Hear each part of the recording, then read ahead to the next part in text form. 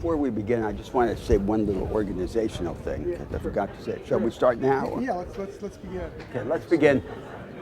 Before we begin, I just wanted to remind you, I'm not sure whether I said in this class, that my office hours are on Fridays from 2 to 4 in Arida 226. For those of you who are not from the law school, Arida is the west wing of Langdale Hall, the big neoclassical building.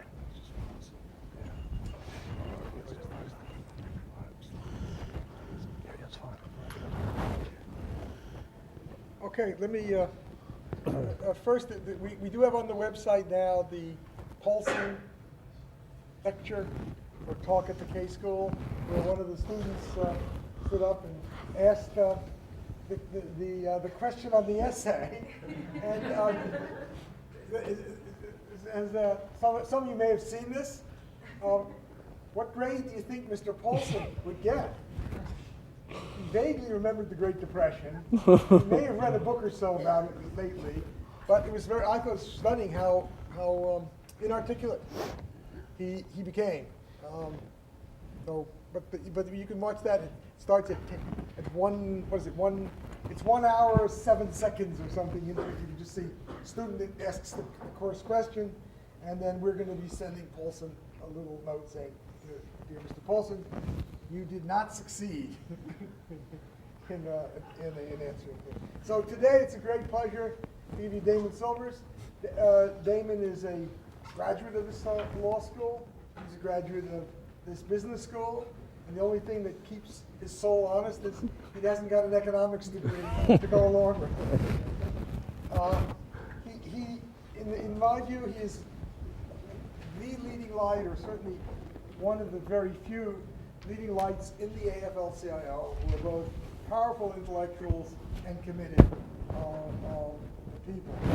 And he's given any number of talks here at various times, some of which have really caused uproars. And you remember the particular one I'm thinking of, where we thought, oh my God, there's going to be a fist fight. But luckily, Damon was bigger than the other guy, who I believe was an investment banker kind of fellow. Yes, that's right. Yes, he was. And Damon has been serving on the Congressional Oversight Panel. He knows an extraordinary amount, and so I'll give you Damon. Oh, well, thank you. See, let's make sure my technology is on here. You all hear me? No. All right, well, I'm going to shout then, because the mic is on, so in theory you should be able to hear me. Well, first, that's very kind, Richard. I have lots of preliminary things I have to say here, many of which are required by various ethics rules. But the first thing I want to say is just what an honor and pleasure it is for me to be in this classroom with these particular professors. Richard talked about leading intellectual lights, and Richard's certainly one of them. But I want to say something particular about Roberto, which is that I was not just a student of this institution, but a student of Roberto's. In a course called Firms, Workers, and Government, like this course, a multi-school course, when I was a law student at Harvard. And I was just telling Roberto at lunch that I think of that course often in relation to the problems that our country and the American labor movement face. It wasn't as clear to me as I was taking it, what later became clear to me about what I was learning. And so just to be able to return the favor and come back here and be part of this class is just a great honor and pleasure for me. Now I have to give you all the disclaimers. As Richard noted, I'm the deputy chair of the Congressional Oversight Panel for TARP, in addition to my job as policy director of the AFL-CIO. This business of monitoring TARP is a part-time job. And in that capacity, I'm required to say that the views I'm going to express are just mine. They're not the panels or the staff or Professor Elizabeth Warren, who's the chair. Her views. If you want her views, I guess you go across the street or whatever and find her, ask her. Now, the mission that I've been given here today, I think, is to talk about the fight for financial reform in the United States right now in the context of the recent financial crisis. And what I'm going to try to do is Richard has helpfully formatted some slides for me on the reform agenda as a broad coalition, as the Congressional Oversight Panel sees it, and as a broad coalition of non-financially oriented groups, the labor movement, AARP, civil rights community, and the like, the agenda for reform that we've articulated. But I don't think it's possible really to, that discussion, the discussion about the financial reform effort in the United States, which is very much alive and underway today, that discussion does not make a lot of sense unless you review what happened in the financial crisis. Because each item that's being fought about right now in Congress and with the president and regulatory agencies flows from events that occurred during the period, now really events that occurred over a very long period of time, but events that really occurred very painfully during the period from 2007 to 2009. So I want to start by giving you a brief narrative of that. And if those of you who heard my friend Hank Paulson speak, I hope that you hear I hope there's some commonality about this, but there may not be. These events were seen very differently by different people. But there is some kind of basic narrative here, and it's important to start with that. And since we were all there, I'm going to ask you to start, meaning that 2006, 2007 is not so long ago that I assume that you all don't remember these events and weren't paying attention. So, if you were me, and you had to begin the narrative of the financial crisis of 2008, 2009, 2007, 2008, 2009, what would you start with? What in your view is the first, is sort of the first thing that might be called a proximate cause? Yes, sir. I think one of the proximate causes that really point to is a Mortgage regulation. origination. Mortgage origination fraud. Okay, meaning that, I'm going to put words in your mouth, but I don't think they're stretching you too far, meaning that there are people borrowing money to buy houses who were not doing what they said they were doing, or who were not who they said they were. Is that more or less what you're saying? Yeah, there were two classes of issues there. One is early on those, you know, a lot of issues. And on the other side, I think a lot of cases were actually raising problems or are going to be about it. Okay. Okay. Sir? I'd argue that it would be the repeal of Glass-Steagall in 1999. Repeal of Glass-Steagall. So the conduct you're talking about, is it fair enough to say that really got going as a significant economic fact after 2003? I think it became more of an issue as we started seeing like property and asset values go up. I think there's maybe some optimism. And institutions that adopt programs in the 90s, I think made the whole income over reporting. Right, but as an empirical matter, I think you'll find that the phenomenon that you're talking about in terms of large amounts of lending to people who might not be who they said they were against property whose value, you know, where you might not have the income, and loans that then blew up, right, started around 2003. That the vintages before then did not blow up very much.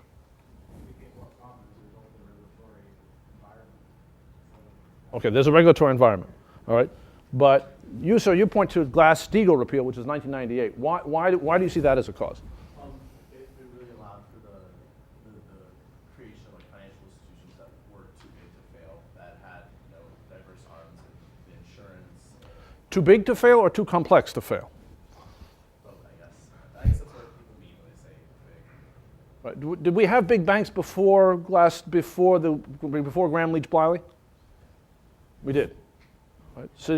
Citibank, before there was Citigroup, there was Citibank. It was not a small institution. Sir? The Fed lowering interest rates in 2001. All right. So the Fed lowered interest rates. All right. Now, does lowering interest rates produce a financial crisis? Causing the housing prices to rise. Now, interest rates have been high and they've been low over time.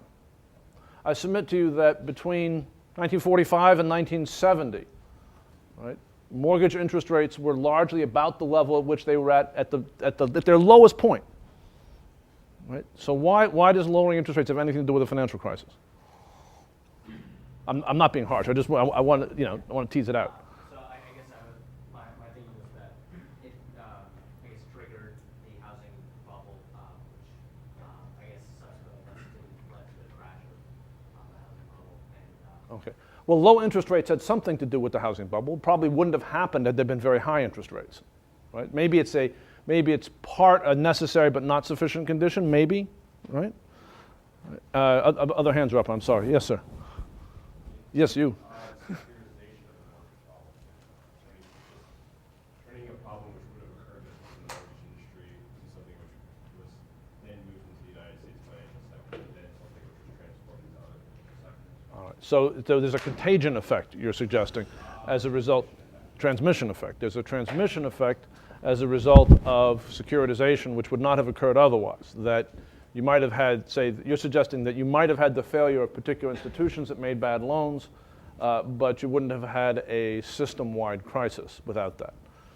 Okay. So, all right, so we have a story here that consists of financial institutions that became much more comprehensive and somewhat larger during the run-up to the crisis.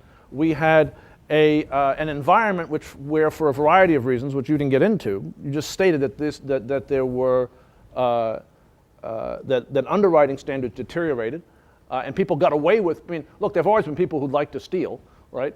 People were able to get away with it more in this environment. I think it's a fair representation of what you were saying. We had a securitization market that that put these mortgages, some of which were perhaps fraudulently applied for, others of which were simply stupidly applied for. I think the stupid stuff outweighs the fraud, but neither of them are trivial. You have all these ingredients at work over a period of years. Yes, sir?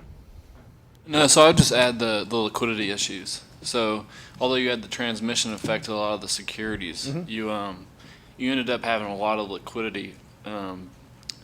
You ended up having a situation the liquidity being enabled by a select few of funds. And I think starting in 2007, especially when a lot of the liquidity for all these securities started to come closer to overnight funding, I think a big part of it was just that you had a large security market enabled by a select group of hedge funds. What you're saying is that the market for mortgage-backed securities and derivatives from those securities heavily dependent on a relatively small number of players. Right, and they were shortening the maturity of their lines. So in maybe early 2007, they had a mismatch of funding, right? Right. So they were vulnerable. They were recognizing the fact that they were vulnerable and therefore willing to extend their liquidity for shorter and shorter maturity periods of time. Yeah.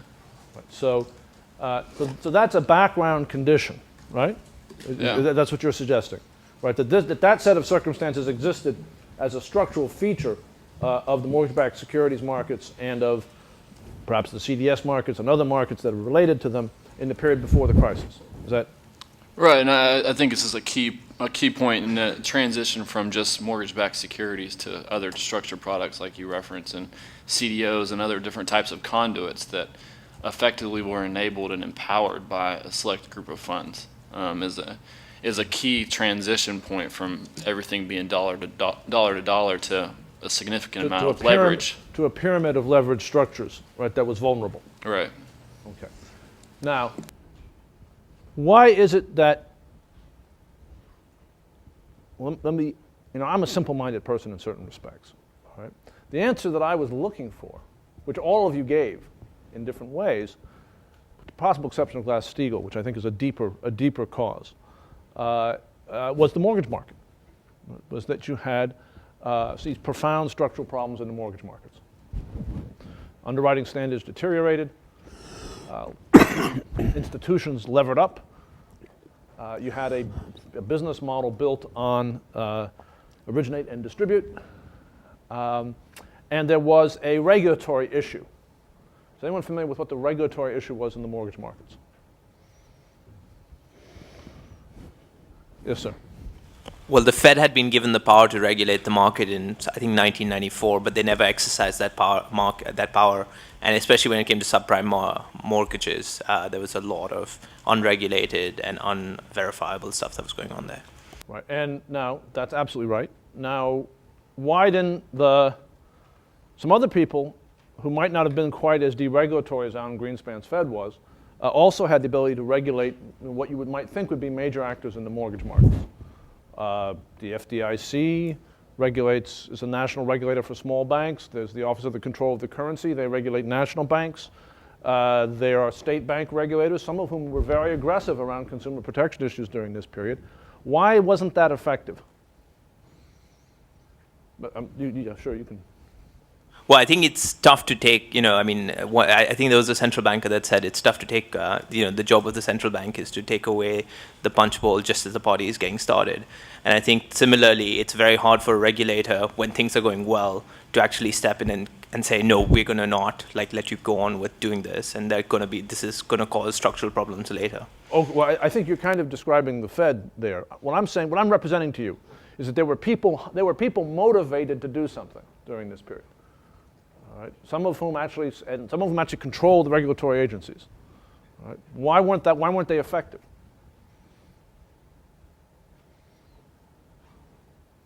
It's a trick question because you are suggesting the Fed had jurisdiction, right? The point about the Fed was, yes. I thought the problem was that a lot of these mortgages were non-financial institutions, and that the way Yes. the financial structure is built is that there are no regulatory agencies which had direct responsibility for regulating these Precisely. Precisely. That's the problem grew up in an environment where there was essentially no regulation. the Fed had the regulatory authority that was essentially universal over the mortgage markets and chose not to use it. All the agencies I just described, whose attitudes varied over this period of time, and some of them changed as different people sat in different seats, none of them had the comprehensive jurisdiction. And in particular, what developed was, and it relates to what some of the other people were talking about here, what developed was a business model in which regulated institutions provided funding to unregulated institutions. Right? So that if you wanted to get that no-doc loan, right, from somebody who really didn't care whether you were telling the truth or not, you went to a storefront mortgage brokerage operation that was effectively unregulated by anybody other than potentially the Fed, and got money from them, in a storefront. Now, how did they get the money? Right? How did these people all of a sudden turn up with cash? Well, they got cash because regulated institutions were lending it to them. Right? But that wasn't mortgage lending. That was a different kind of lending, and it wasn't spotted so easily. And that was how you get the initial fund flows in to build the originate to distribute model that I think you mentioned earlier. Right. So the backdrop to the financial crisis is a giant housing price bubble built on a set of unsustainable financing practices in housing. Right, 2 and 28 loans. People all know what those are, right? What are they? The 2 is just the 2-year reset, right? Right. 28 on the positive element. 2 plus 28 equals 30. In the old days, everybody got 30-year mortgage. Now we have a 2 and 28. 2 years at a very cheap rate, 28 at a rate that you can't afford. All right.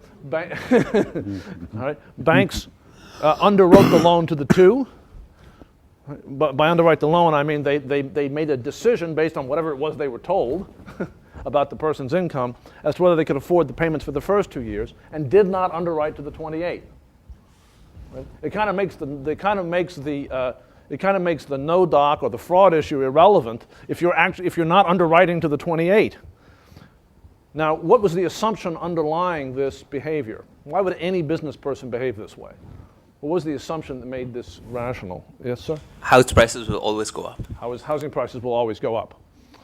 All right? An extraordinary assumption to be operating in a market of adults.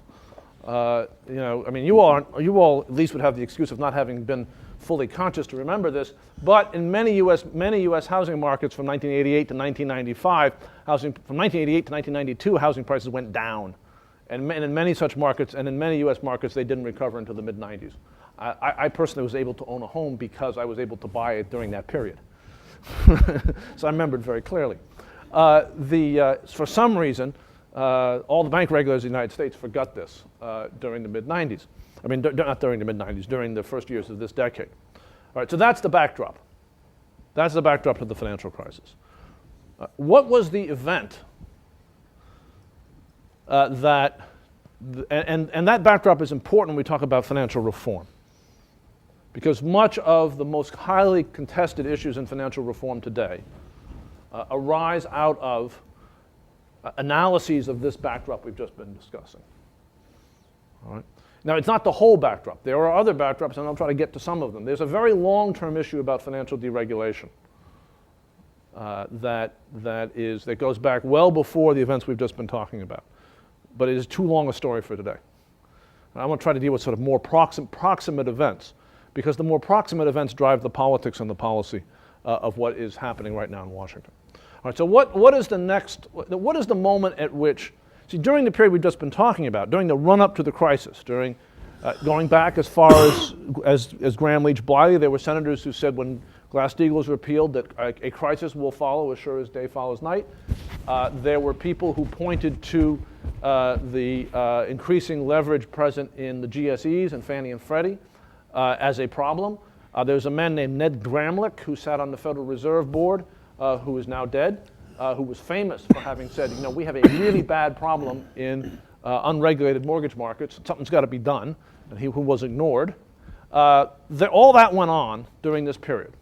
But then we shift. There's a moment where we shift from the wise people are warning that trouble is coming to trouble actually being at the door. All right. Can anyone tell me what that moment was? Sorry? Bear Stearns. What about Bear Stearns? Well, I guess it was the moment in which it was no longer possible to deny that a lot of these securitized loan packages, the people were going to default on. And when was that? What event at Bear Stearns are you talking about? 2007. And what happened in 2007 with Bear Stearns? Well, Bear Stearns and then subsequently Lehman Brothers. Okay. All right. The Lehman Brothers and Bear Stearns bailouts occurred in 2008. Okay, but something happened in 2007, which I thought you might be talking about. Well, it was the collapse of the two Bear Stearns hedge funds in June of 2007. Exactly. But there were even further, there were collapses before that in like smaller hedge funds in March of 2007. That's right. But In March of 2007 is the beginning of you see the first cracks, and it's with the failure of two Bear Stearns affiliated hedge funds that there becomes a broad recognition that something really bad is coming. All right. Now, by broad, I don't mean universal or anything like that, but that is identifiably the moment in which there would appear to be something is not working. Right.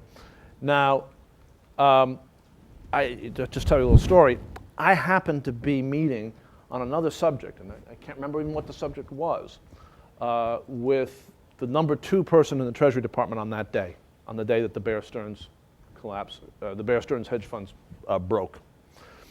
And as we were leaving the meeting, I said to him, very good guy, I said to him, "It's going to be a problem. Are we going to have is there going to be an issue here that these funds are collapsing?" Now, we at the FLCIO were familiar with the fact that there were exploitive practices in housing markets.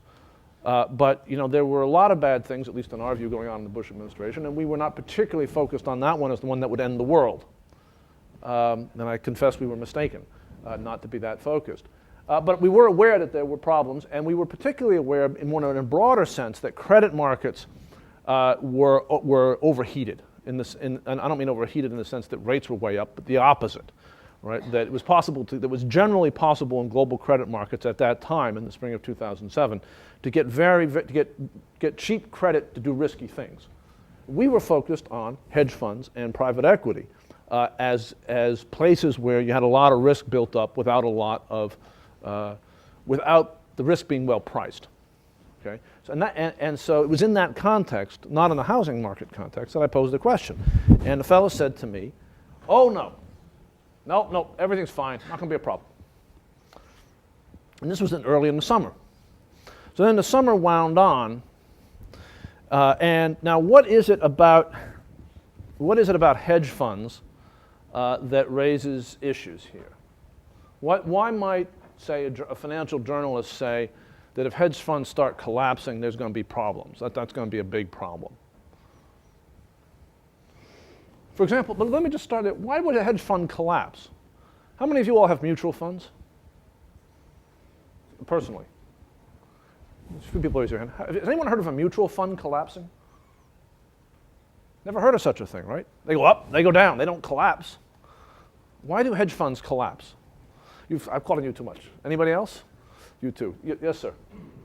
They're sometimes leveraged now, some say more exotic strategies. Yes, well, they take more exotic strategies than mutual funds, but that's not why they collapse. They collapse because they're leveraged, right? Because it's possible for them not to be able to meet their obligations. It is illegal to leverage a mutual fund, right? So you can have your fund value decline to nothing, or next to nothing, but it won't disappear. They won't call you up and say, we're out of business, we've been foreclosed on, right? When a hedge fund collapses, it's because they can't meet their borrowing obligations. Right. Now, what other issues are there with hedge funds? Why would there be any concern from a regulatory perspective about hedge funds? And one is that they're leveraged. Any other reasons? No one has any idea? Only the people who've had their hands up before have their hands up now. So, all right, in order, sure. Well, I was going to say, largely from a regulatory standpoint, they're largely unregulated. They're not completely unregulated. There are some regulations. For the most part, there's issues of transparency. There's issues of transparency. If you wanted to know just how leveraged a particular hedge fund was, and you were a regulator, say the Securities and Exchange Commission, and you want to know how much leverage is there in this hedge fund, how would you find out? No one has their hand up. You know why nobody has their hand up in such a well-educated group of folks? Is because you can't. I mean, you can. I mean, you can call them up. You can call them up and say, you know, I'm the SEC. How much leverage do you have? And they can say, none of your business. Click. Now, you could also call the Fed. If you were the Securities and Exchange Commission and you were concerned, say, about whether or not there was a market integrity issue, right, associated with a particular hedge fund's trading strategy, you'd call the Fed. You could ask the Fed, well, do you know how much leverage, D.E. Shaw has? Hope nobody here works for D.E. Shaw. I don't mean anything to mention that, just a name I know. Former president.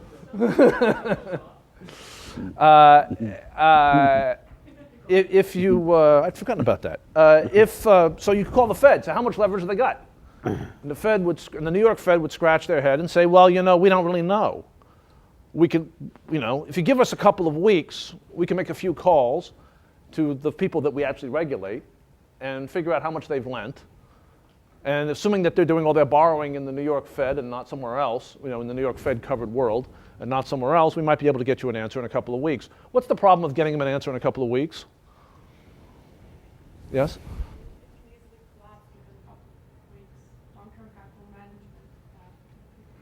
Right, so it could collapse within it could easily collapse within a couple of weeks. That would be a bad thing, right? It could turn out that you'd be too late, right? There's another much more prosaic reason why 2 weeks is too late. Yes, sir. Why? Yeah, because it'll be different tomorrow. Right? In fact, it could be different later this afternoon. So there's an issue. So if you start having systemic problems involved with hedge funds, right, and if you looked at it from the perspective of observers of the markets at that time, spring of 2007, what appeared to be happening was that you were starting to see problems with hedge funds that might have systemic implications. You don't know what the answer is. You don't know who's next. You don't know how much leverage is involved. You hardly know anything.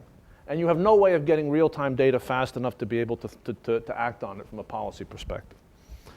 All right, now, the next step of the crisis is the unfolding of the logical consequences of the mortgage market that we just described. Now, when did that occur? Nobody remembers. You, sir? Well, I would say it started in early 2007 when a lot of the prepayments on the 2-year It started in early arms. 2007, but when did it become broadly recognized how big it was going to be? 2008. No, 2000. No, you're right about 2007. It was a particular moment, right? The U.S. financial market crisis began in earnest in August of 2007. Right? A bunch of indexes started to move, and a bunch of stocks started to fall, and a bunch of spreads started to widen. And insiders just told you these things are human, they're not numbers. I'm sorry, you want to get in? I was just going to say that I think a lot of these hedge funds and SIBs, I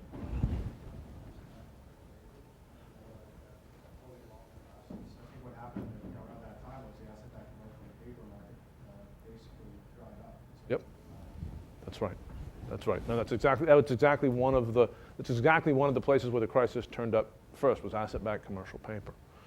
But just to show you that these things are these are human developments. They're not things that occurred inside a calculator. Right? It's August 2007 that insiders begin to panic. And if you go back and read the financial press at that time, you will detect an aura of panic at that time. And by the fall of 2007, regulators are beginning to admit that there are going to be millions of home foreclosures. How many millions, no one's quite sure, but that there are going to be millions of home foreclosures. And we've gotten used to that idea now. It's just something that happens in our economy. It had never happened since the Great Depression at that level. And that consequently, all the financial structures built, pyramided up on top of those mortgages were going to be in serious trouble. All right, now,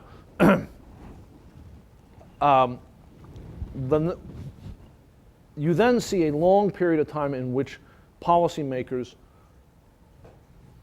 kind of, I don't know what the word for it is, they worry about what to do about the coming tidal wave of home foreclosures. And what do? Nothing, basically. There are some PR gestures, there are some nonprofits that get some money from the Treasury Department to set up hotlines.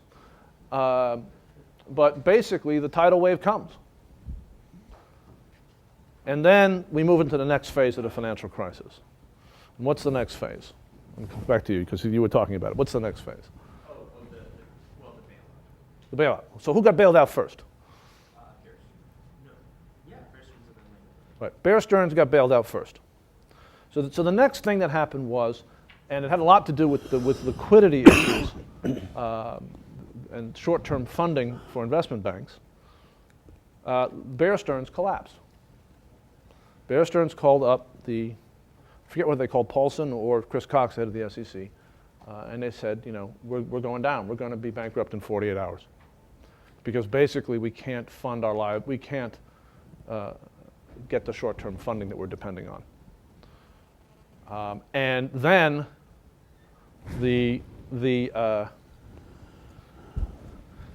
then the regulators and the Fed and the Treasury Department were faced with a very profound question, which is what to do about Bear Stearns. Now, does anyone know what the conventional answer about what to do about Bear Stearns going under would be? What was Bear Stearns, by the way? You have your hand up. What was Bear Stearns? Maybe let them, yes, maybe just let them sink. Let them sink. Why? Because they made the responsible decisions. We're left without the proper funds. All right. But let me come back to a second. What was Bear Stearns? Was it an insurance company? A hedge fund? What was it? Yes? What is an investment bank? It's not. Let me argue. We're in a law school. Let me suggest something to you. If you look in the code book of the United States, the term investment bank is not a defined term. What was it? Well, it wasn't a deposit-taking institution. Nope. Which is Wasn't a deposit-taking institution. What was it? You don't know. No, you don't know. I mean, and this is not surprising. Very few people actually kind of legally. What was Bear Stearns? I thought it was a holding company with a bunch of sub-businesses, securities, some hedge funds, everything else under the security. Right. Although there wasn't a hedge. I mean, the hedge fund was a sponsored thing. The general partner would have been the hedge Bear Stearns owned thing. You said it was an investment bank. What is an investment bank legally? wasn't there some purposes, there used to be partnerships and then there was some sort of structural change that happened. Yes. No, they were partners. Most investment banks were partnerships. They became public corporations. And this is one of these long-term changes like the repeal of Glass-Steagall that underlies the crisis in my view. But I'm asking, in many ways, a very simple question. which is, we know what Citibank is. Citibank's a national bank, right? If you get your code book out, you will see that there was something called the National Bank Act, and that Citibank is a national bank. What is Bear Stearns, or was Bear Stearns? Yes, sir? I don't know if this is right, but is an investment banking institution that basically takes securities and distributes them to different. Yeah, there's a term in law for that. What is the term? Sir? Intermediate is an economic term, really, or a finance term. There's a legal term for this. This is not that hard. I'm torturing you unnecessarily. What is it? The fact that you all don't know, right, tells you a lot about what's wrong, what has gone wrong in our financial system. I'm going to tell you, Bear Stearns was a stockbroker. It's a broker-dealer. Okay, it doesn't sound very pricey or very prestigious, right? Sort of sounds like kind of, the sort of person who might, buy their suits at Kmart. But that's what Bear Stearns was. They were a stock brokerage. They were a broker-dealer, right? The broker-dealer is a legal term, and that's what they were. What happened when have broker-dealers failed before? So Bear Stearns called up and said, we're failing. We're a regulated broker-dealer. We're one of the 5 big ones, subject to this voluntary SEC program. But that's what we are. We're a broker-dealer. We're failing. Has this ever happened before? We ever had broker-dealers fail? Yep. Yes. Who? Drexel Lambert. Drexel Burnham Lambert. People remember them? Drexel Burnham Lambert. Mike Milken, the $500 million man, Barbarians at the Gate, movie Wall Street, other classics of antique cinema. Drexel Burnham, very, very powerful institution at one time in the American economy. It went bankrupt. What happened when Drexel Burnham failed? Milken went to jail. Milken went to jail, it's true, but a similar phone call got made. Milken was in jail at the time, but some poor soul who was left behind had to call up the Treasury Department and said, we're Drexel Burnham, we're an important institution in American life, and we're going bankrupt. Help. What did they say? Huh? Bye-bye. They said, bye-bye. They said, you are, they, in that case, Nicholas Brady, advised, I believe, by some folks who were here at Harvard. They took that call, and Nick Brady being a man, the Treasury Secretary under the older George Bush, being a man of a certain era, he said, we don't rescue stockbrokers. It's a stockbroker. Why should we bother? They go bankrupt, they go bankrupt. There's a program that makes sure that the clients get all their securities back. What do we care? They went bankrupt. In fact, a number of stock brokerages have failed since the enaction of the modern securities regulation scheme that defined broker-dealers in the 1930s. A number of stock brokerages have failed, and the answer has always been bye-bye. So what was different about Bear Stearns? Because obviously Bear Stearns didn't exactly go bankrupt, right? Everyone knows that we rescued Bear Stearns. Why did we rescue Bear Stearns? Is it because Paulson and Geithner and Bernanke didn't know this? Yeah. After the repeal of Glass-Steagall, there was a lot of retail banking. A lot of Like the people's retirement funds and other savings. after repeal of Glass-Steagall. Well, I mean, that's not quite right, although I think you're onto something. I mean, a lot more Americans have money one way or another invested in the stock market than used to be true. Although nowhere near as much money is invested in the stock market, nowhere near as many people are involved in it really as you might be led to believe by what the ads you see on CNBC or something like that. But it's actually not that related to Glass-Steagall. So did we rescue Bear Stearns because we were afraid that the economy would come to pieces if the people who owned the stock of Bear Stearns lost their money? Is that really why we rescued Bear Stearns? Let me see. Sir? Yeah. You talked about policymakers being worried already, and maybe not worried enough to act, and if they were worried, maybe they were worried enough to know that Bear Stearns falling would precipitate a whole chain reaction of other. Well, what chain reaction would it? I mean, remember, Drexel Burnham failed. Big stock, big broker dealer. No chain reaction occurred. Because it wasn't again a bubble scenario where Well, there was sort of a bubble in the late '80s. There was a bubble. What was there about the world that made people, let me represent to you that I believe, at least, this is hotly contested, there's all kinds of points of view on this, but I believe that the people who got that phone call, Tim Geithner, Hank Paulson, Ben Bernanke, that they knew everything I'm just talking about now. They understood that rescuing a broker-dealer was a really bad idea. They had no particular sympathy for the stockholders or executives of Bear Stearns. In fact, I think they hated them.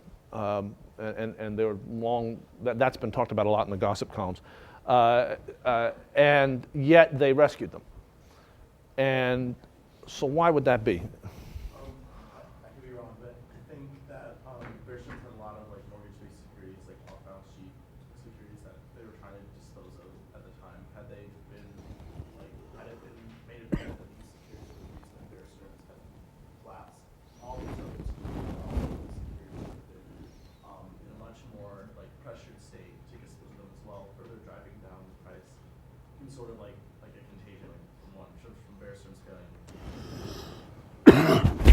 Characterize that as if Bear Stearns had to mark down its assets, other people might have to as well, or you could characterize it as Bear Stearns might dump stuff and that would further depress prices. Is that?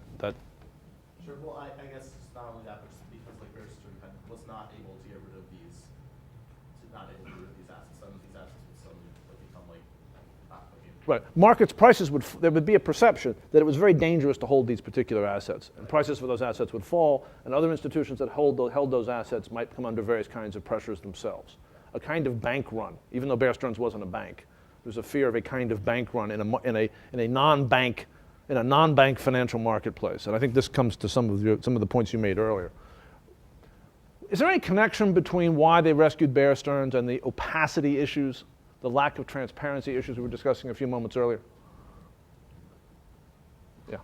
I think part of it is the amount of CDS that was written that they were kind of peeling back the cover on, that because of interviews or conversations with the Bear Stearns folks, they got an idea of maybe the CDS that had been written on that brokerage. CDSs are? Collateralized debt. Not CDOs, credit default swaps. Credit default swaps. Right. What is a credit default swap?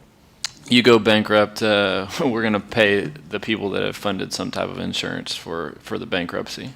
For what? What is the thing that's being insured?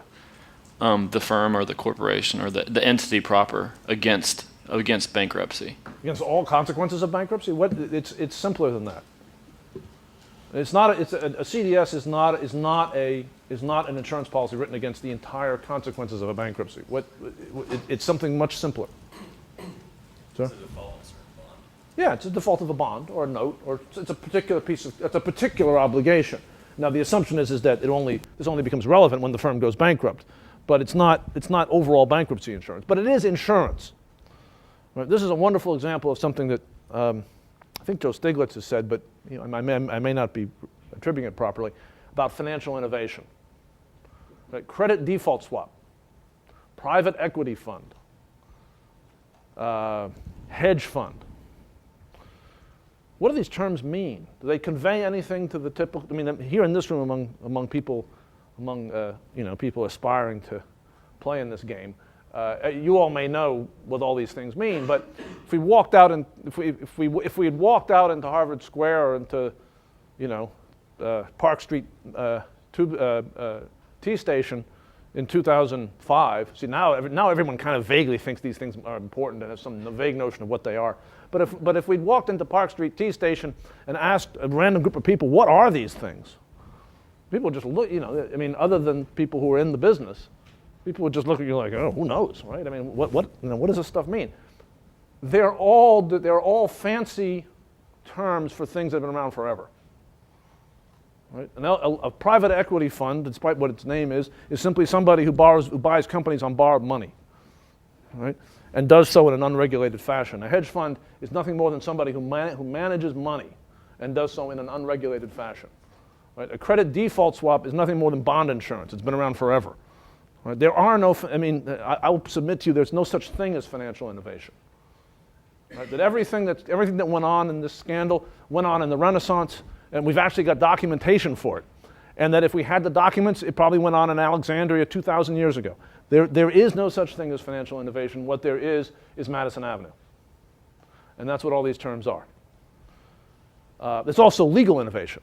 Legal innovation is you can write new statutes. And you can write statutes that exempt old-fashioned things and give them new names. All right, just a digression. So, all right, credit default. So there's a fear about credit default swaps. There's a fear that either Bear Stearns has written insurance on other people's credit and won't be able to honor it, or potentially that other people have written insurance on Bear Stearns' credit and won't be able to honor it. Now, why is it that we have this anxiety about credit default swaps? What if, let's go back to the question I asked about hedge fund leverage. Let's just say that you are my friend Bob Steele, right-hand man to Hank Paulson. You've got an hour to decide whether to rescue Bear Stearns. And you want to know what's going to happen if Bear Stearns goes under, and who will have obligations, bond insurance obligations, related to Bear Stearns default that they won't be able to cover, potentially raising the risk of systemic collapse. Now, I don't know whether they actually gave Bob an hour or not. I never asked him, but this is more or less the real deal. I mean, this is more or less what really happened. All right. So what do you do? How do you answer the question, sir? Part of what you do is, I guess, you make phone calls and you find out like exposure. As soon as you do that, everybody starts selling. They start panicking. So it's very dangerous if you're in that if you're in his position. It's very dangerous to pick up the phone. It's like you're describing like a quantum physics problem, right? You'll never know what the current state of the marketplace is, because once you act, it'll be different, right? So what do you do? You get a drink? I mean, what do you do?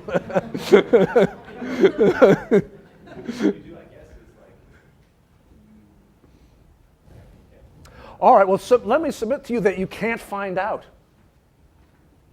Right? That in real life, the people who had to make this decision couldn't figure it out and had no way to figure it out. And so what do you do then? There's a logic to what you do at that point. What do you do?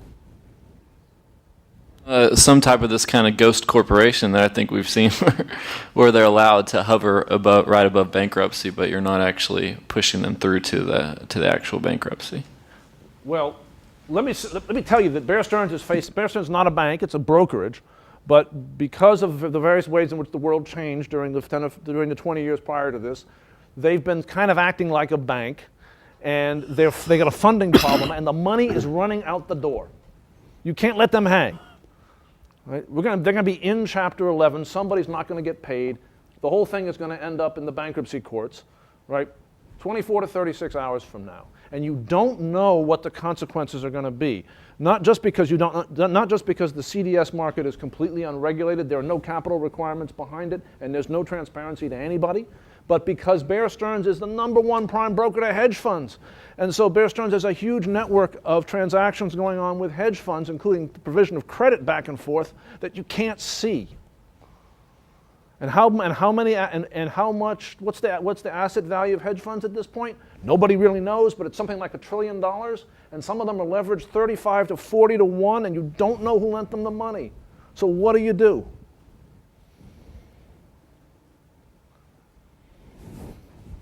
You find a buyer over the weekend. Yeah, you find a buyer over the weekend because you don't know what will happen. You have to save them because you don't know what will happen. And let me suggest to you that I'm trying to put you in the mindset of the people that you've read about and heard from. I don't know whether Hank Paulson talked about this or not at the Kennedy School. It's a shame if he didn't, because I know he went through this just as I am giving it to you. And he knew that by doing so, by, quote, finding a buyer over the weekend, which meant pumping in liquidity from the New York Fed, right, and getting people in rooms and breaking their arms until they made a transaction they didn't want to make, that he could represent it as not a bailout, but everybody knew it was a bailout. And it would be the first bailout of a broker-dealer since the Depression. And he knew there was no principled basis for doing it. Right? That he had just opened up, in terms of market theory, in terms of how a financial system is supposed to work, he just opened this enormous black hole. An abyss, a conceptual abyss he was opening. And he knew he was doing it, but he had no choice. At least that's what he thought. That's what Bob Steele thought, Bernanke, Geithner, because they didn't know what would happen next, and they couldn't afford to find out. All right. Now, I hope you're following. I'm taking more time than I'd hoped that I'd taken for this, but I'm enjoying it a lot. I hope you are. I hope you can see the outlines of the regulatory reform debate, right, in the way each of these events unfolded. Now, just to speed up a little bit so there's time for actual discussion, I talked about regulatory reform before and the like. I'm now going to run you through what happened next, because we could keep going this in a Socratic manner, but it will take a long time. I think everyone knows what happened next. After Bear Stearns, the mortgage crisis worsened, right? Lots of rocks got turned over and all kinds of ugly things were underneath them. The situation of the GSEs of Fannie and Freddie deteriorated. Major S&Ls and regional banks that had been deep into the most exploitative and risky mortgage practices failed. IndyMac, WAMU.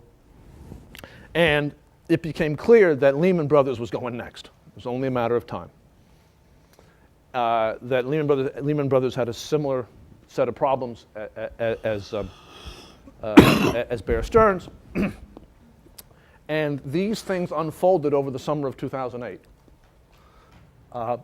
And the same group of people, I think, spent a long time thinking about what to do about Lehman Brothers when Lehman Brothers failed. And as one of them put it to me at one time, everything turned out to be worse than they thought it was. Right? You went from, every time you went from a position of opacity to a position of knowledge in relation to the financial state of any given institution, of any given market, it turned out to be worse than it had been represented, worse than they believed. Everything. And at the end of, on September 15th, on a Sunday night, Lehman Brothers and Merrill Lynch both failed. And Merrill Lynch got parked at Bank of America, much as Bear Stearns had been parked at Chase. And Lehman Brothers was allowed to fail, to go bankrupt, to file Chapter 11. And then all of a sudden, everything else started to fail. And in particular, the world's largest insurance company, AIG, went bankrupt.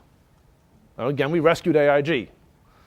Now AIG went bankrupt not because of its insurance operations. All of its regulated insurance operations were solvent. A company with 100,000 people and millions of insurance contracts and hundreds of billions of dollars in assets. There were 300 people sitting in an office in London that other than the cognoscenti, nobody even kind of were paying any attention to them.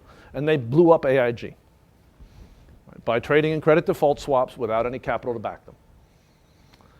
And the defaults that flowed from Lehman, more or less, and again, I'm painting this I am not painting this with technical precision, kicked that over. And when that happened, when those events happened, if AIG could blow up in 3 days, right, Merrill Lynch could disappear, nobody was safe.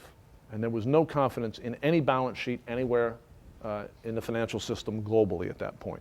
And the measure of that was what happened to interbank lending rates.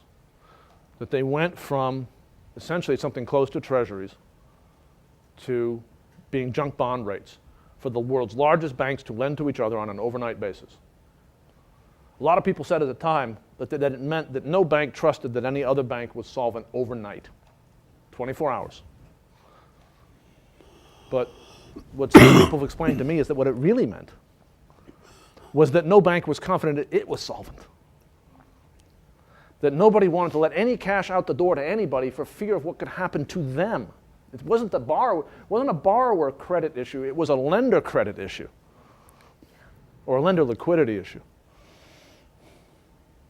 A level of opacity and uncertainty hitherto unimaginable. And in that environment of sort of total financial meltdown, I mean, there's a lot of focus on the equities markets during this period that are in free fall. That's how which more or less has something to do with why they don't serve hot breakfast here at Harvard anymore. But what really was terrifying to the people who were sitting at the top of these structures at the Treasury Department, at the Fed, at the IMF, and the like, was the interbank lending market. It was the prospect of just the collapse of all credit markets, because that's sort of the fundamental. It's the credit market, interbank lending market.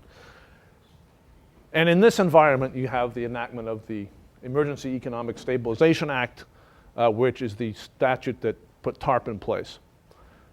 And the decision to infuse capital into the banks and to guarantee the money market funds and all through the whole system to move in with massive amounts of federal money and provide liquidity and implicit and explicit guarantees. And essentially federalize the obligations of the financial system. I choose those words carefully because we didn't nationalize the banks. We simply nationalized their obligations. We put the federal government behind them. And across the world's major financial markets, and particularly in the United Kingdom, other governments did the same. Now, that's the story of the financial crisis in really rough. And as a result of that massive intervention, the credit markets stabilized. The housing markets did not. Housing market prices continue to fall. Mortgage foreclosures continue to rise. They are still rising. All right? But the commanding heights of the financial system began to function again as a result of those interventions. So that the acute phase of the financial crisis more or less ended sometime around the end of 2008 and early 2009. You might say that it ended with the promulgation of the Treasury Department and the Fed stress test later in 2009. It depends on what you consider. The final really scary act of the crisis was essentially the bankruptcy of Citigroup in November of 2009, and the bankruptcy of Bank of America in January of 2010. November 2008, the bankruptcy of Bank of America in January of 2009. Now, I say bankruptcy here in a non-technical sense. Neither of those companies obviously filed Chapter 11, but they would have but for Treasury intervention, and they made that very clear. The bat phone rang again. It was Citigroup saying, we're going to go bankrupt on Tuesday, literally. It was the Friday before Thanksgiving. They said, Tuesday we're done. And they got a $300 billion asset guarantee and a $20 billion equity infusion on top of what they'd already gotten from TARP in order to save them. And something similar happened with Bank of America, which has now become the subject of an enormous amount of litigation and investigation because it was clear the Bank of America collapse was clearly intertwined with their acquisition of Merrill and the question of whether or not people had been straight with each other and whether or not both executives and public officials had been straight with the investors and the investing public around that transaction. All right, so that's the story in a nutshell. Everybody came out of this experience saying, or almost everybody, came out of this experience and said, we must have financial reform. We can't do this again. Right? Hank Paulson said the same. Hank Paulson, who had been more or less an advocate of maintaining a low level of regulation when he came in 2006, changed his mind. Now, he may have changed it back again. I don't know what he said yesterday. But in the fall of 2008, he was pretty unambiguous that something had to be done differently. He did not want, nobody who went through this wanted to ever be in the position again of the kind of scenario I was trying to get you to imagine about Bear Stearns. About looking at a business that really, looking at firms that you had no ability, that you couldn't understand, that you had no structure for rescuing in a responsible fashion, and that you had powerful reasons in terms of the integrity of the system to allow to go bankrupt, but which you couldn't afford to do. That set of choices seemed to be anathema. From the perspective of the millions of Americans who've lost their homes and now their jobs as a result of these events, and I remind you that we now haven't. We've lost something like 11 million jobs in the United States since these events began. The unemployment rate is now at 9.7% officially. The real rate is somewhere, the real rate of underemployment somewhere in the mid to upper teens. For people your age, the unemployment rate is 16%, the official rate. For African Americans your age, the unemployment rate is 30%. All right? The human cost of the events I just described is actually unimaginable. You just can't put your head around the kind of suffering that those numbers represent. And you can't put your head around the kinds of consequences for our country that unaltered those numbers represent. And this is kind of the better case scenario, meaning that we actually did intervene in the cascading set of events that we've just talked about. If we hadn't intervened, if the government had stepped aside and let market forces work, who knows how bad it would have gotten? We certainly know that the interbank lending market would have basically stopped, because it had. Once these fundamental credit markets freeze up, there's just no telling how you restart them again or what's left afterwards. So what does a financial reform agenda look like after this? There have been a lot of different agendas put on the table, but they have some things in common. And I'm going to go through what those things are in common, and then I'm going to turn to the slides and show you some sort of hard-edged things. All right? I would say there are 4 things that you see coming up over and over and over again when you talk about financial reform. And they are present, and they are the backbone of the Treasury Department's white paper on financial reform that was promulgated last June. They are a good operating guide to the financial reform bill that Barney Frank shepherded through the House of Representatives this last fall. They are not a bad guide to what is being discussed in the Senate Banking Committee right now, today, and which I believe Treasury Secretary Geithner is meeting with the leadership of the financial system, or think of it another way, the various subsidiaries of Tim Geithner today. And they have 4 things. The first is that we have to actually regulate and fix the mortgage markets. We can't allow this kind of combination of turning a blind eye on a discretionary basis, which is more or less what Alan Greenspan did, and no jurisdiction, which was the problem with everybody else. Can't allow that to continue. So fix the mortgage markets, 1. 2, and there are different versions of fixing the mortgage markets.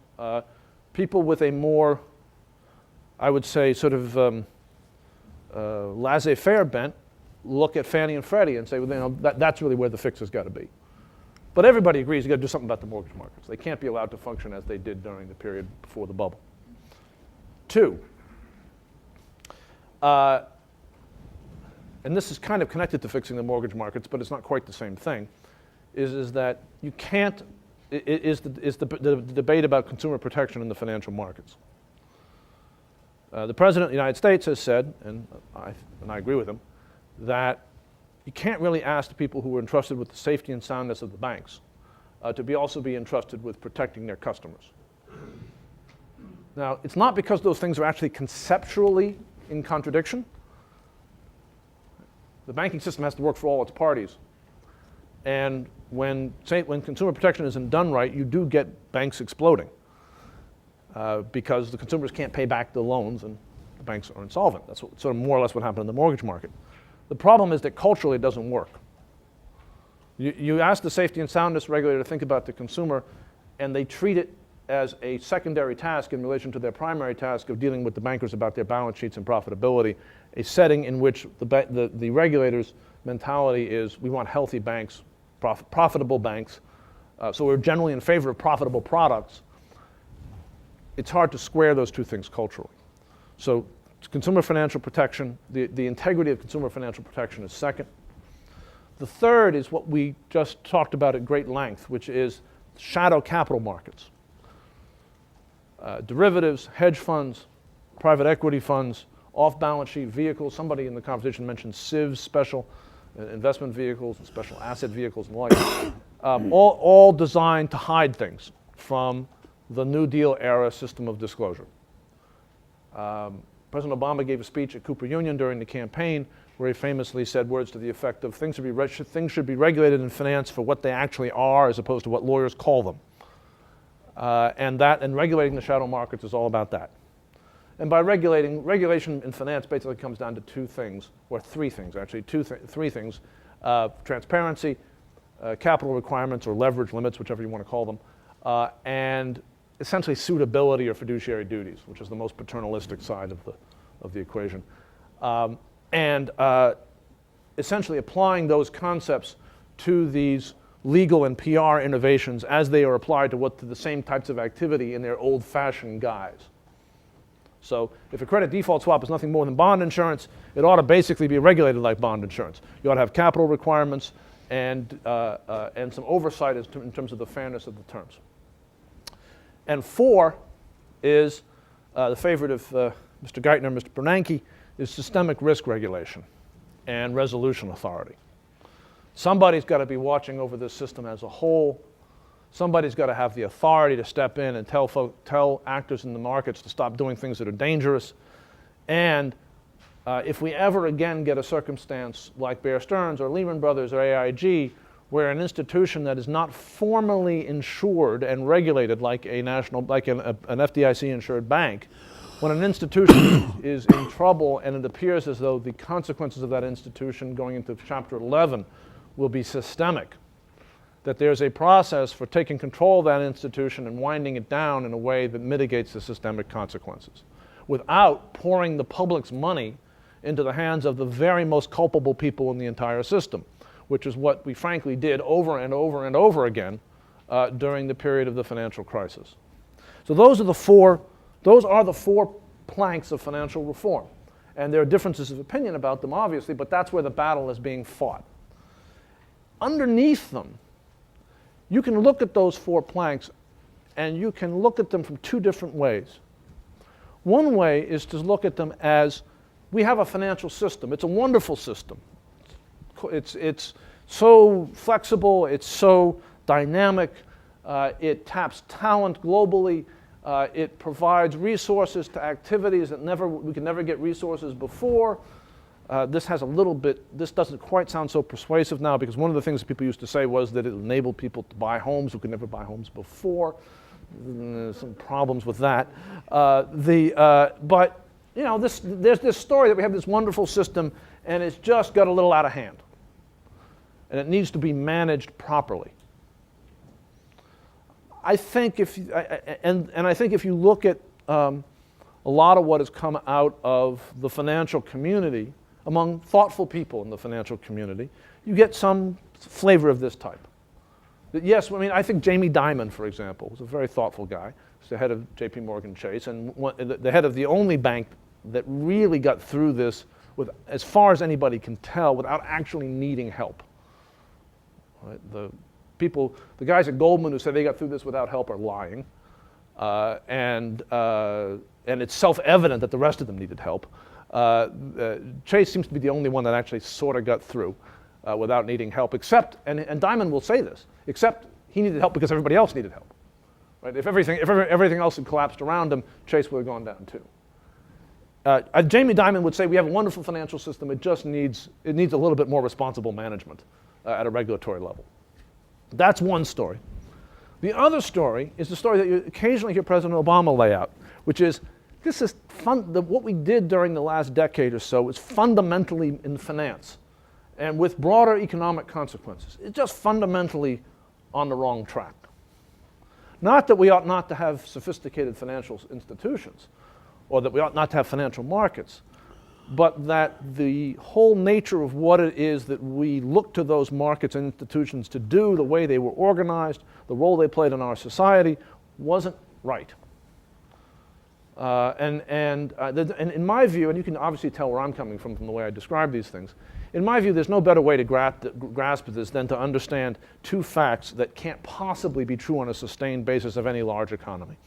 In 2006, 40% of the profits of the S&P 500 came from financial services companies. 40%. Remember, finance is an intermediary function. We're moving assets, putting the savings to work in profitable investment.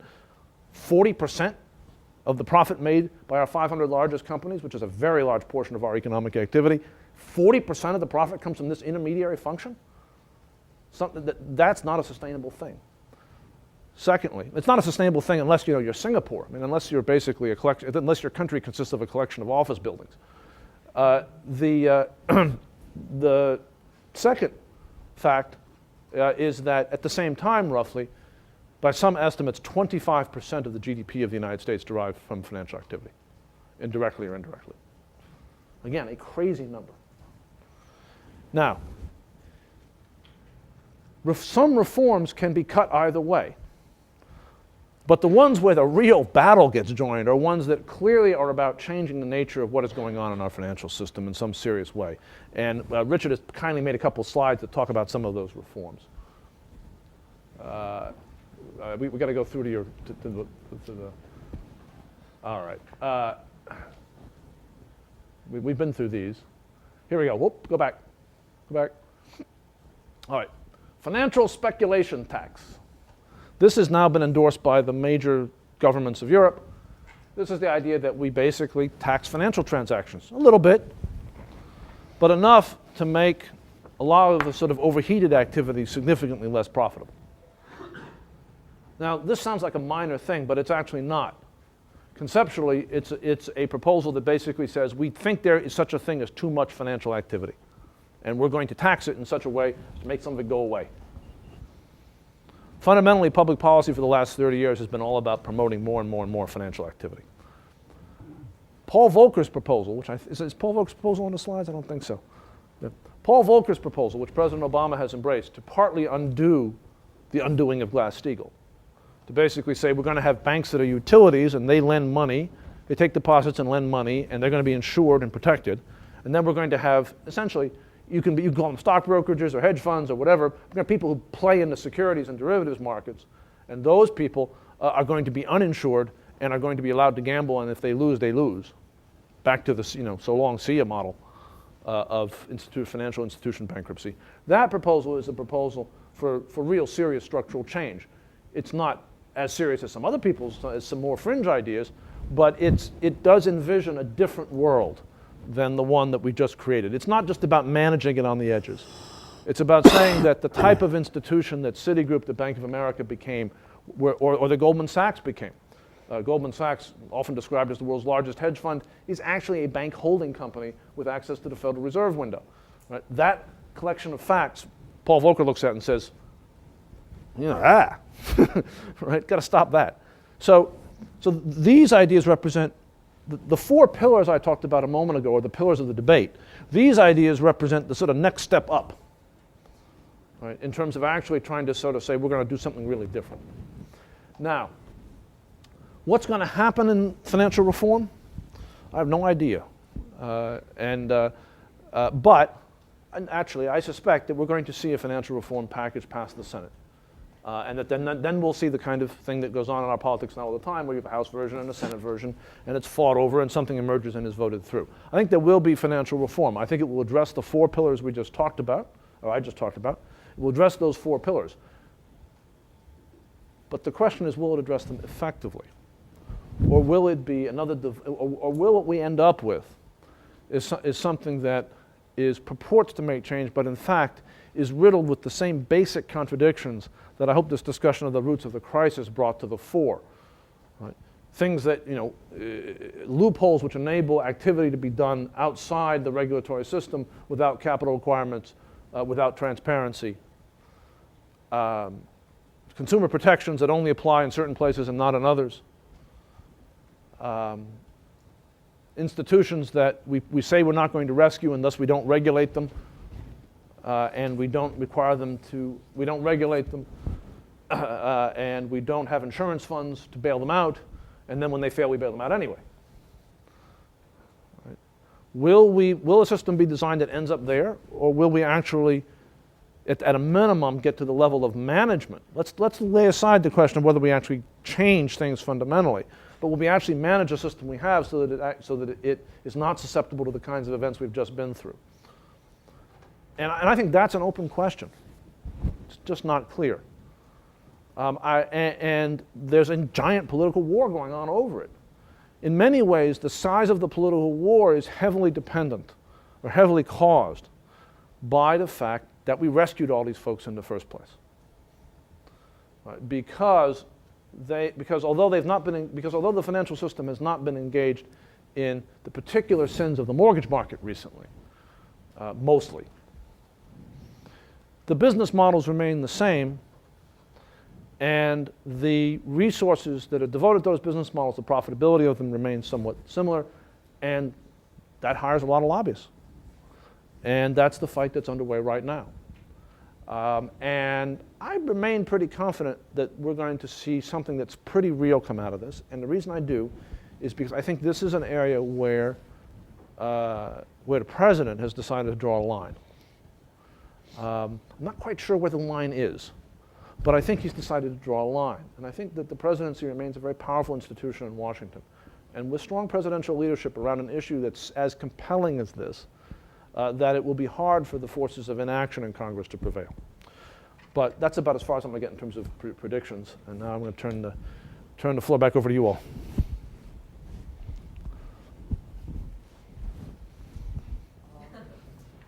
You seem to do very well. So we pick people out in the class and comments. Does anyone want to make some assessment, statement, question about the nature of these reforms that might be forthcoming, or in this very optimistic perspective? And we will have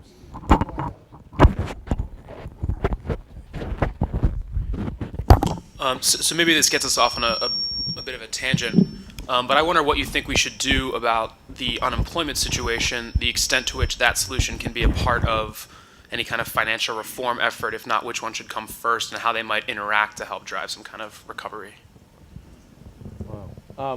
Wow.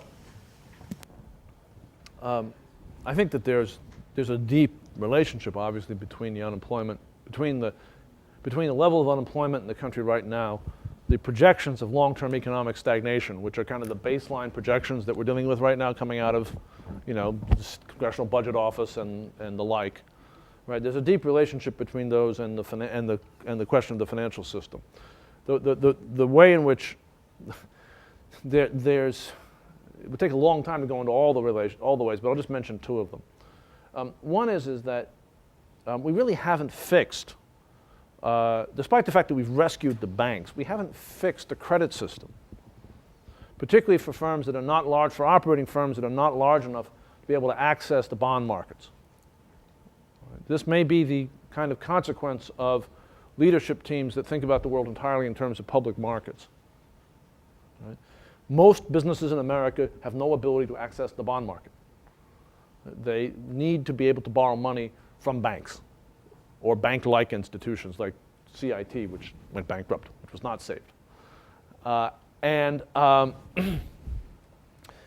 There's lots of data. Apparently, the FDIC put out a very chilling report today about this, and Chairman Bernanke and Tim Geithner have been quite candid about it. It's not working. Right? The credit system for small and medium-sized enterprises is not working. And the reason it's not working, I believe, and I'll be clear here, this is the kind of thing that's controversial. I believe it's not working because our banking system is actually much weaker than we are admitting it is. But the bankers know how weak it is. You can lie to the public, you can lie to the regulators, but you can't lie to yourself. Or at least most people can't. And so they are holding back. Right? They're behaving rationally, but it's the consequence of essentially not having really moved in and scrubbed bank balance sheets of the really weak banks, particularly the big ones. The small ones, the problem is that the sin of the small banks appears to have been commercial real estate, and commercial real estate lags other economic indicators, and we're just beginning to see the problems of commercial real estate developing, and that's choking the small banks. So we've got to do something about this if we want there to be meaningful economic recovery. Because in a way what I'm describing is precisely the thing that we set up TARP and put out the money and did all that stuff in order to avoid. That was kind of how TARP was sold, was, look, if we do this unpleasant thing, we'll at least be able to keep having credit on Main Street. Well, obviously it could be worse, but it could be worse. It's not a really great political slogan, nor is it much comfort to people who are actually suffering. Now, a second sense in which, And so addressing that is really, really important. The AFL-CIO has a proposal, or we support a proposal that Senator Mark Warner, well-known communist, has put forward to essentially use TARP money to lend to small business, to create a sideload lending vehicle at commercial rates with TARP dollars to small business, much as TARP created siloed financing vehicles for the asset-backed securities markets in the TALF. And here again, I'm speaking completely in code, and I apologize to those who I'm speaking in code to. But the TARP created these sort of special purpose vehicles, SPVs, that injected Fed dollars and Treasury dollars into asset-backed securities markets that were viewed as critical to the functioning of the economy. We need to do something like that for small business and do it at a large scale. That is an important part of what we must do if we're going to have a quicker economic recovery than is currently projected. Secondly, talk about the relationship between finance and unemployment. We need and this comes back to this question of models. We need to figure out what the economic drivers of the American economy are going to be over the next decade or so. Truth is, when they close the doors in Washington right now among economists, among thoughtful people, nobody knows what it's going to be. And a lot of the things ideas that have been hoped for, I was one of the people hoping for them. So I don't want to make it sound like people are being naive, at least if they were, I was one of them, seem a lot less certain today. For example, the idea that the United States will be the leader will be able to lead in the conversion of the world's economies from high carbon to low carbon emissions. That idea seems a lot less plausible today than it did 5 years ago, simply because other people are leading. And we don't seem to be able to summon the will in any sense to be able to do the things we need to do that, and the gap is growing. And the question is, so how does the financial sector play? What role is the financial sector going to play if we're going to get our act together around an economic model that can work for us? Or is the financial sector going to continue to be this kind of illusionary economic model that that is looked to and can't produce? We cannot. If there's any lesson from this period, it's the lesson that we cannot expect our economy to run on finance.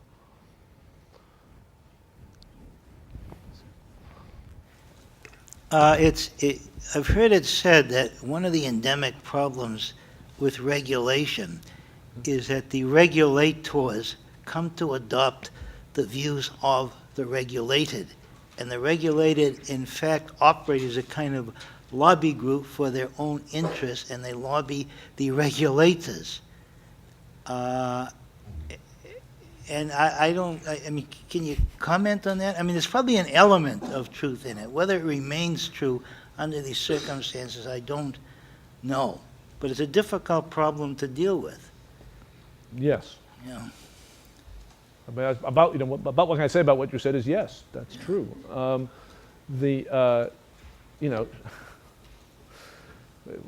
Thomas Jefferson said that the tree of liberty has to be watered in every generation with the blood of patriots or something of that nature. There's an argument that perhaps we ought to just fire all the regulators every few years and rotate in a new bunch. Now, if you've ever had the chance to meet the career staff of some of the regulatory agencies in Washington, you'll know how unfair a statement that is. Right? That there's an awful lot of people at a place like the Securities and Exchange Commission or the FDIC who are just the most dedicated people you could imagine. Because if you think about it for a second in terms of the behavioral models that they teach in this institution and across the river at the business school, these people shouldn't exist. Right? They have the knowledge and the political connections to make lots of money. They choose not to. Right? Now, arguably, of course, as in any institution, some people aren't some people are mediocre. But these institutions are generally staffed, but the mediocre people can cash in too. Right? I mean, these institutions are staffed by people who, by and large, are there because they want to be there to serve the public. And yet, the problem you're talking about exists. It's very real. It's very persistent. It reoccurs. It's, I think, a fact of life. And I think that the way in which you deal with it And this is, the way in which you deal with it is the following, that the regulatory structure is only as good as the underlying political realities that shape it and form it and staff it. So that in our society, over a long period of time, the political balance of power between finance and other sectors of our economy, between business and labor, between consumers and business, has tilted and kept tilting. And in that context, there's no political will, there's no capacity in the political system to replenish the type of regulator that I assume that you're looking to have. Right? The regulatory system that we might imagine was in place at one time or other, whatever the golden era was of really tough, independent, public-minded regulators, behind them stood some kind of political reality that supported them. And so that if you asked a question, what can we do with regulatory structures to see that they're not captured? The answer is nothing. There was no way to do it. What you can do is try to maintain enough of a balance in your political order so that it's possible for the government to act as the safeguard of the public. I mean, I could go into that. I can go into some examples of this, but I would chew up more time. Yes, sir. You mentioned some more, I guess, fringe sort of use ideas for how to reform financial systems so that it function in some other capacity that it currently does. Could you elaborate on that? Fringe idea. Well, there's lots and lots of ideas. I mean, you know, type financial reform into Google or something like that. But I mean, let me think about some of the more aggressive ideas that I think have not gotten a lot of political traction. One that is favored by, I think, the pure inheritors of the Louis Brandeis view of the world is that we simply ought to break up the big banks, all of them, not just the ones that are financially weak, but all of them, through the use of the antitrust laws. Some people have looked at this. It's a little unclear, given the current state of the antitrust law, whether you're describing something you could do. But Congress could pass a statute, change the antitrust laws. You could put hard limits. Now, President Obama endorsed this in a kind of silly way because he endorsed the idea of a hard limit on bank size, but then it suggested that the limit ought to be bigger than any bank currently is. You know, I mean, I guess conceptually he's embracing this fringe idea, but not in a way that has for the any real next meaning. administration to deal with it. Right. When the next financial crisis comes and Citibank and J.P. Morgan has to buy Citibank, then I guess we'll be at that point. So anyway, so that's one, busting up the big banks so that basically we don't have anything really much bigger than a large regional bank. Now the reason why this idea is not terribly popular among policy elites, set aside, you know, whatever nefarious things may be going on, is that there's generally a view that we live in a global marketplace, a world of big banks. You basically take the U.S. out of the game if you did that. We've had such a wonderful time being in the game. I don't know, you know, whether that argument really holds up, but that's anyway. That's one idea. An idea that has not been done and that I didn't mention, but that I think will eventually happen in some form or another, but which is viewed in some circles as extreme, is the idea that we ought to basically do to the large banks that remain weak what we did to GM and Chrysler, which is to basically say we're going to clean your balance sheet. Right? We're going to put you through a restructuring process. And, you know, the way you would start that, so someone would say, well, you know, those banks aren't bankrupt. How would you do that? Well, it's very simple. If we had honest accounting rules, they would be bankrupt today. So you just revert to what we used to have, which is an honest financial accounting system. And then they're all bankrupt, and then you clean them up. This, by the way, has a lot to do with the jobs problem. If you want to see something amusing, you know, I sit on the oversight panel, and at one of our hearings, I had this interchange with Tim Geithner about this subject, and where I asked him to explain to me what a zombie bank was. I'm just curious. Anyone here know what a zombie bank is? Sir? From just what you're saying, it's one of those banks that should be dead but isn't. What I mean, meaning it's the living dead, right? Yeah, the living dead. It should, honest accounting rules, it doesn't actually have enough money to be Right. And why is a zombie bank a dangerous thing? I mean, because it can't actually lend. It doesn't, and all the other sorts of things that banks should be able to do, and it doesn't have enough money to work on deposits and things like that. All right. Yeah, because it doesn't have enough money to lend. Now let's think about it for a second. There used to be a bank called Cambridge Trust. Does it still exist? Yeah. So, right. Now, if Cambridge Trust was a zombie bank, would anybody care? Right. So what? Right. I mean, maybe at some point they will have a draw on the FDIC fund that is more than there would be if we cleaned them up now rather than later. And maybe if there were 2,000 or 5,000 banks like Cambridge Trust in the same position, which in fact could be the current state of affairs at the moment today, that might be a problem. But Cambridge Trust by itself is not a problem. For most of the past year, the federal government did not allow Citibank, Wells Fargo, or Bank of America to return their TARP funds. They each desperately wanted to do so. But for most of the past year, they were not allowed to do so.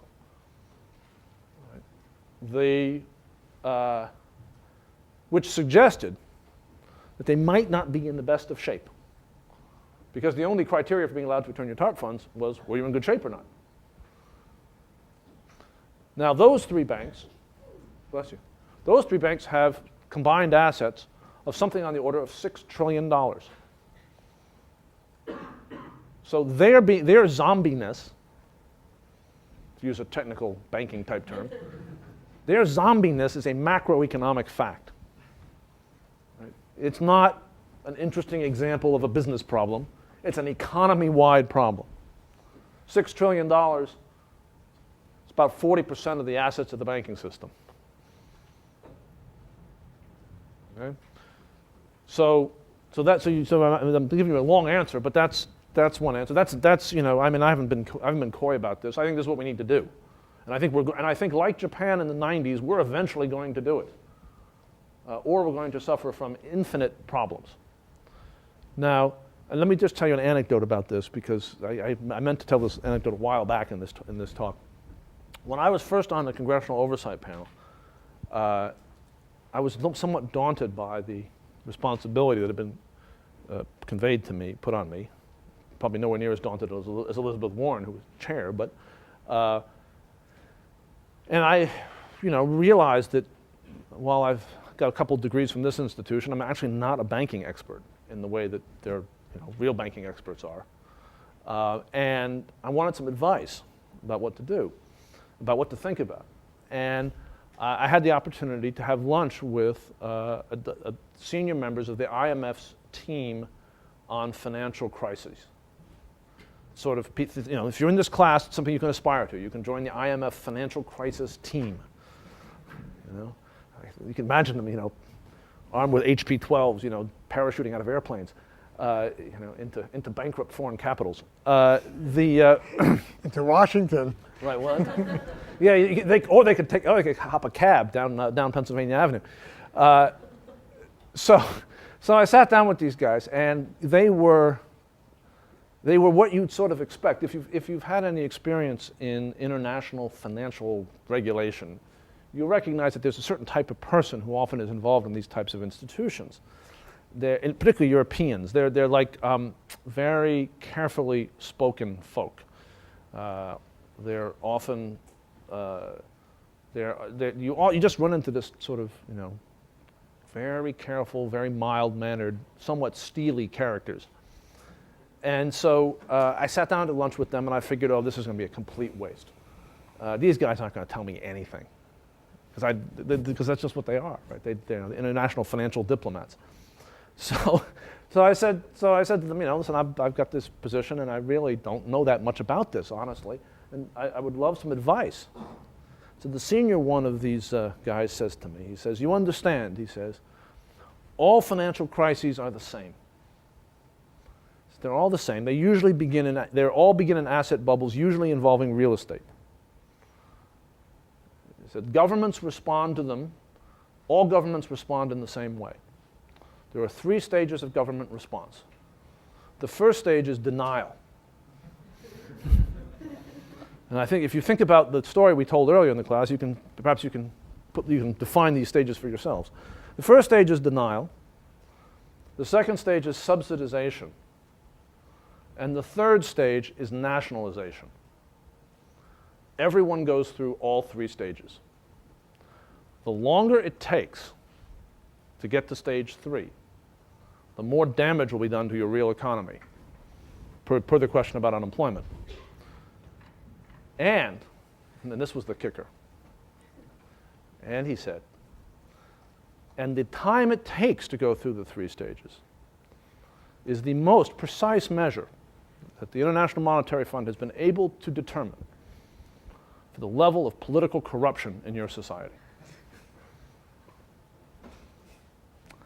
And nothing that has occurred since that lunch, which was in December of 2008, has led me to doubt the wisdom of the IMF on these matters.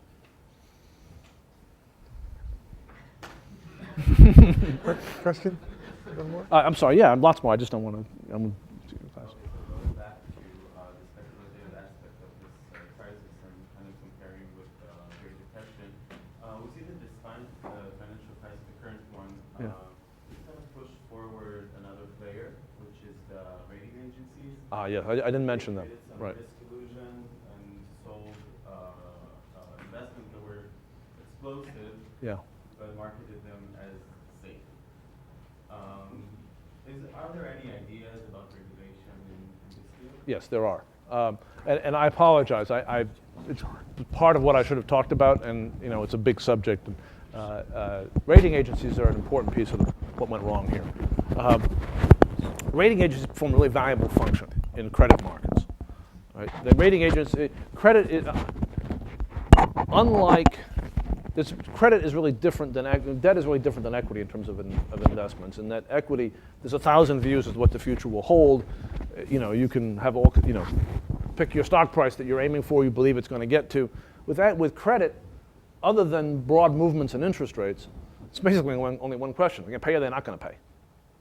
Right? Are they going to default or not? And when a credit rating agency simply its job is to measure the probability of default. That's all it does. All right.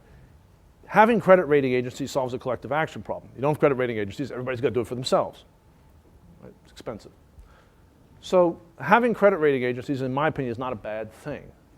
But like all gatekeepers, which is what a credit rating agency is, it's supposed to be an objective body rendering an opinion about something, not unlike a law firm or in certain respects, an investment bank, to come back to that term, when it issues a fairness opinion, or an audit committee of a board. I mean, our whole economic system is full of these actors that are charged with being, to be blunt, incorruptible.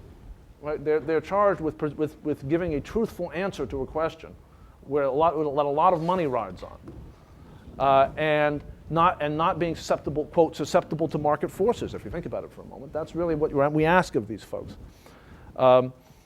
One of the very interesting aspects of what's gone on in our society over the last generation is the deterioration of these types of institutions and of the underlying cultural sort of context that makes them work.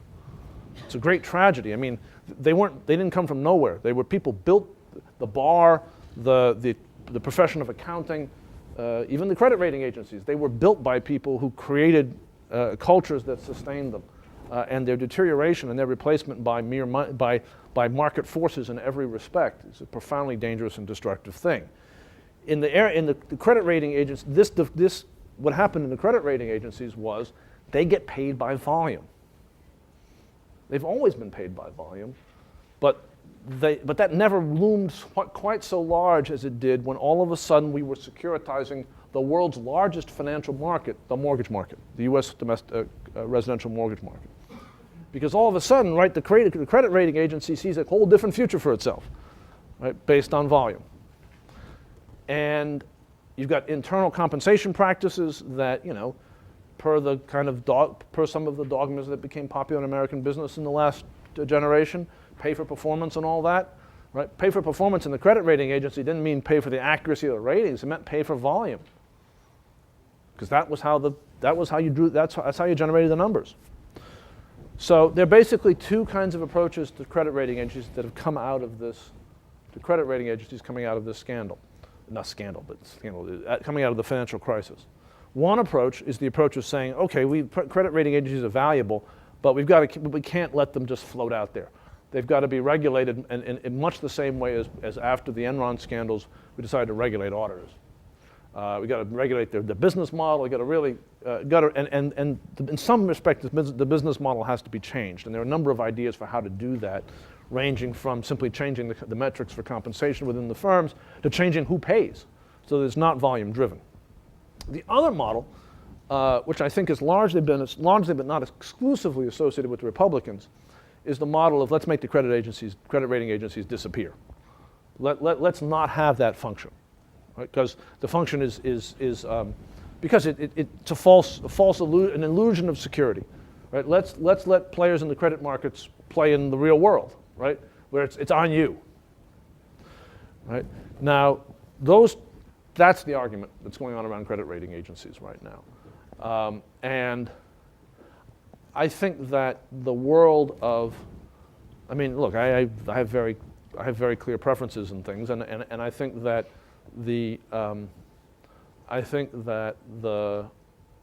that getting rid of credit rating agencies in general is the bond managers' enrichment, proposal of America, right? It basically turns bond management, it turns everyday bond management from one thing into another, makes it far more lucrative. And I don't think that's terribly much in the interests of pension funds that invest in bonds. I also think there's some really, really profoundly dangerous ideas out there that are being marketed as reform. And the one that I think is really dangerous is the idea that we should allow money markets, which effectively have a guarantee behind them, to invest without regard for the credit rating of the commercial paper they're investing in, which is marketed as, we're going to get rid of the credit rating agencies. But in fact, opens up a kind of S&L type prospect in money markets, and which is that people will, money markets market based on small differences in yield. You buy a little worse quality paper, you get a little better yield until something blows, right? Of course, in the long run, everyone will learn their lesson, but we'll see. But that's the meaning. But the foolishness of that type of argumentation is the meaning of Keynes's remark that in the long run we're all dead. Damon? Oh yeah. So, simplifying, one could say that there are two categories of ideas about these problems that we've been discussing here. One position is that there's nothing wrong with the institutionalized organization of the real economy now, with the way in which the market economy is organized in the United States and generally in the rich industrial democracies. The problem lies in finance and in the regulation of finance and in the periodic threat that financial crisis poses to the real economy. Then there's a second class of views according to which there is something wrong with the institutional organization of the market economy. As now organized, the social base of economic growth is much too narrow. And consequently, the constructive and creative potential of hundreds of millions of people is squandered. On that second view, financial crisis matters chiefly as an incitement or an impediment to transformation in the real economy. And as a secondary matter, you could also say that the narrowness of the social base of economic growth renders the real economy more vulnerable to the prejudicial effects of financial crisis than it would otherwise be. Now, here's what's surprising to me. Given what I know about your trajectory and your interests, I would expect you to take the second position rather than the first. And yet, almost the entirety of both your diagnostic discourse and the programmatic ideas that you have explored, with a single exception, could be ranged under the first class of ideas rather than the second. The sole exception is your momentary reference to the use of TARP money for small businesses.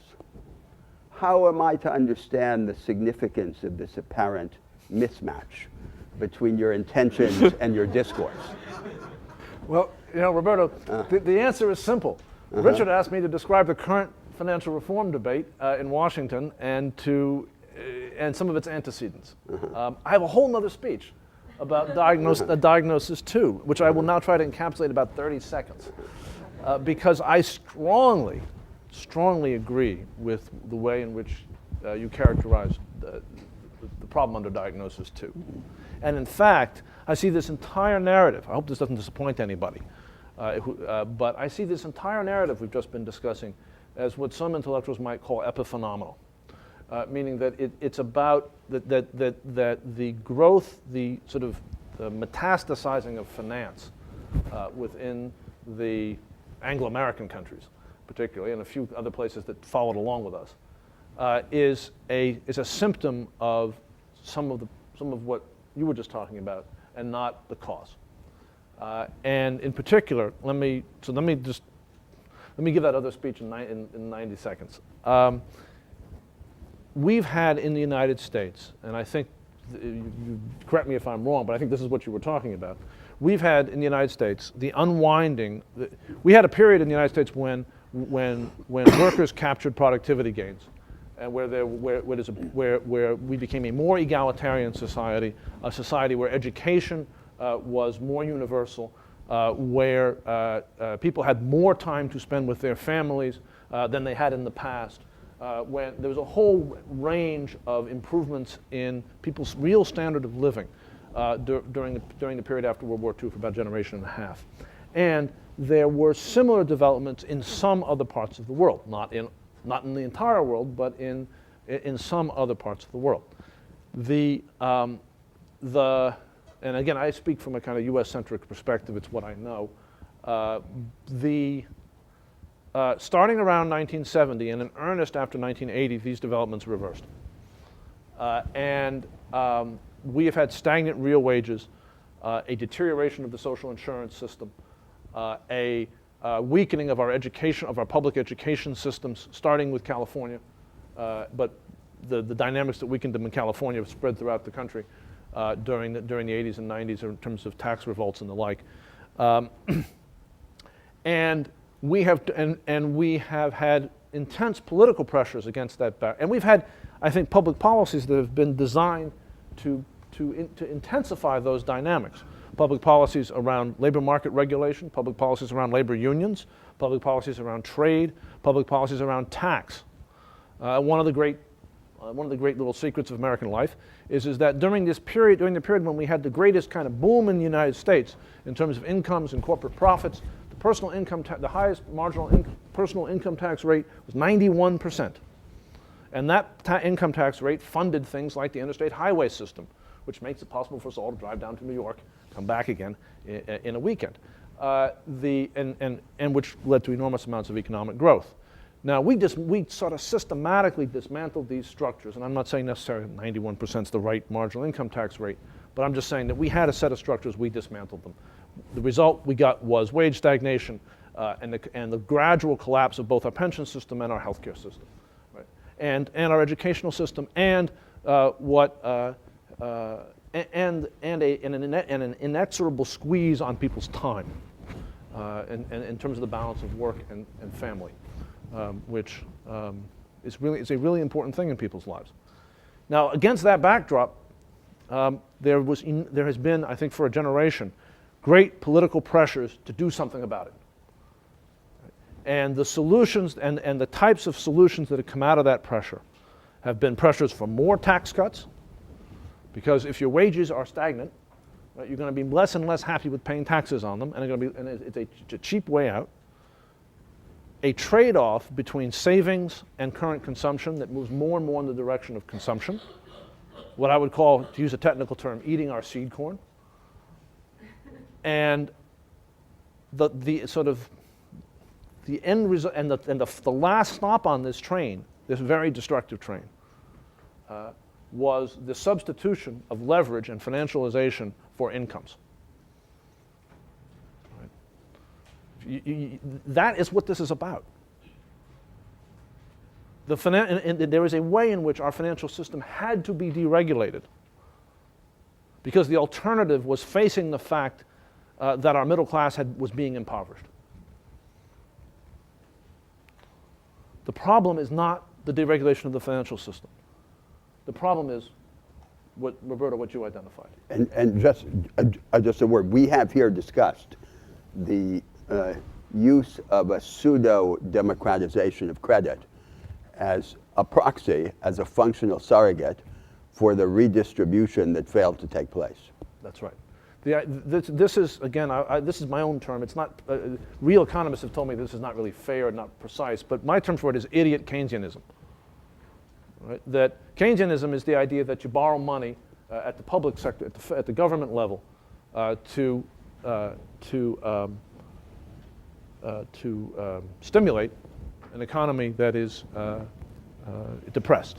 I mean, that's more or less what President Obama has did fairly successfully this year. Not successfully enough, but that's Keynesianism. The whole point about the government borrowing is that the government can pay it back. The government can draw upon the entire society to repay a debt that is essentially being incurred in the interests of the entire society. What George W. Bush, what young Bush and Alan Greenspan did was idiot Keynesianism. They didn't like that idea, so they privatized it. Instead of the government borrowing, they asked poor people, they encouraged poor people to borrow.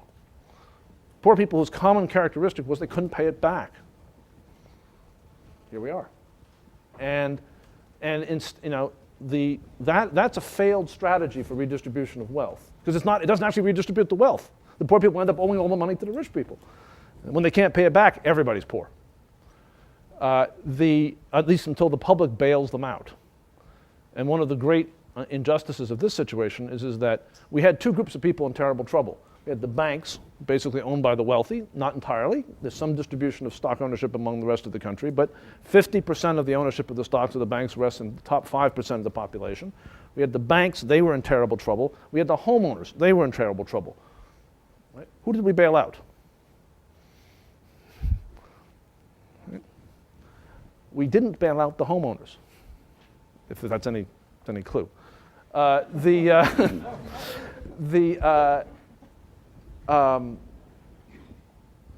successful,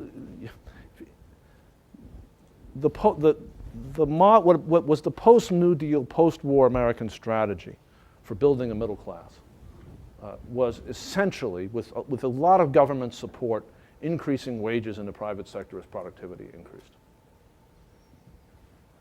The post-1980 strategy for expanding the middle class, at the time that anybody has even cared about doing so, has been to lend people money they couldn't pay back. And I think that's what you mean by pseudo-democratization of credit. I think we have to stop. Yeah. But thank you.